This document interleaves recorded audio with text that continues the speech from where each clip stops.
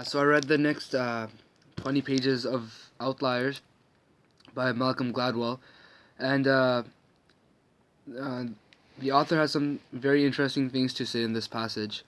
Uh, he started off strong with the story of these new middle schools that are being introduced in New York City.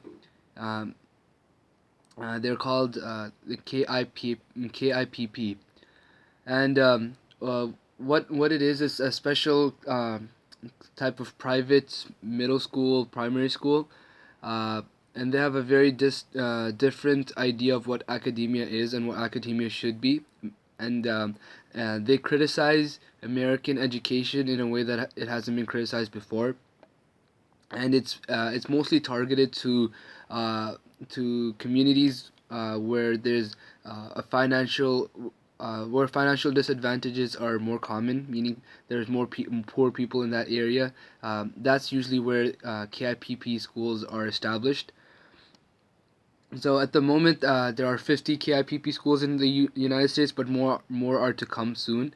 And what Malcolm Gladwell says in these few pages is that uh, the main problem with American education and Western education in general, uh, and this is something that most people don't talk about, don't even bring up in conversation, is the fact that it's not that American education or Western education is bad in any way, or it's not it's poor in how it's taken out, but it's in fact the long summers, as Gladwell argues, that long summer vacations is one of the main reasons why students are not able to do well.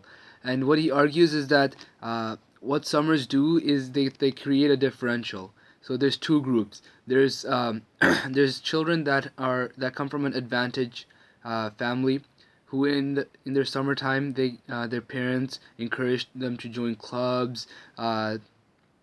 They put them in some sort of summer school, some sort of summer camp, extra classes, and so on. So their brain is still being used and is still active. But at the same time, there's other students, other children whose parents are not able to support them in this way. For whatever reason, it may be maybe because of their job or financial reasons, they're not able to provide their children that, and because of that, those months of summer can actually be very detrimental to a child's education, and this is exactly what KIPP understands to be a problem, and for that reason, they work around the summers, meaning they don't give 2 months of summers altogether, but they make up for those days, for those holidays throughout the summer years. So it's a school, all year school, and also the days are longer, so there's longer school hours. And Gladwell argues that this is necessary for both the teachers and the students, because this way the teachers don't feel rushed in covering the material as fast as they can, and the students don't feel rushed to take in the material as very in haste and very quickly, and this way they can have their own time to absorb and to understand clearly what's being said. Um, and Then he gives the example of this student by the name of Marita.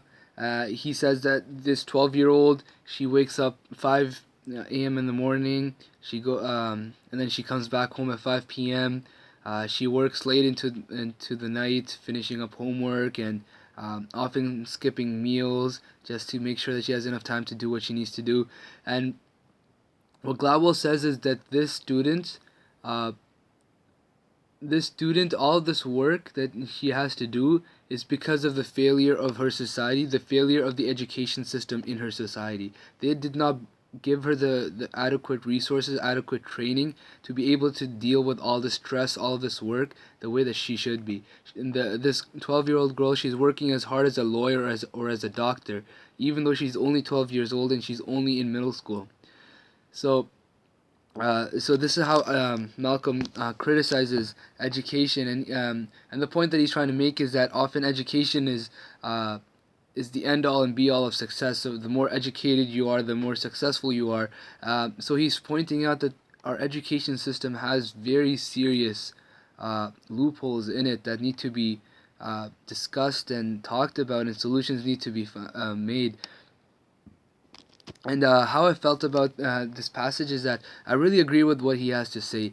Our education system is uh, much better than the education systems in other parts of the world, uh, but it's far from perfect. It is very far from perfect, and like any other system, we need to work on it. Make sure, and every generation comes, and every generation has their own needs. Like for example, our generation, for us, technology is more of a it's a greater factor that needs to be looked at in the sense of our education. So that's something that concerns our generation more than the generation before. So the system needs to be re-looked at and reassessed, and changes need to be made that make it more appropriate and make it the best possible for this generation, for this society.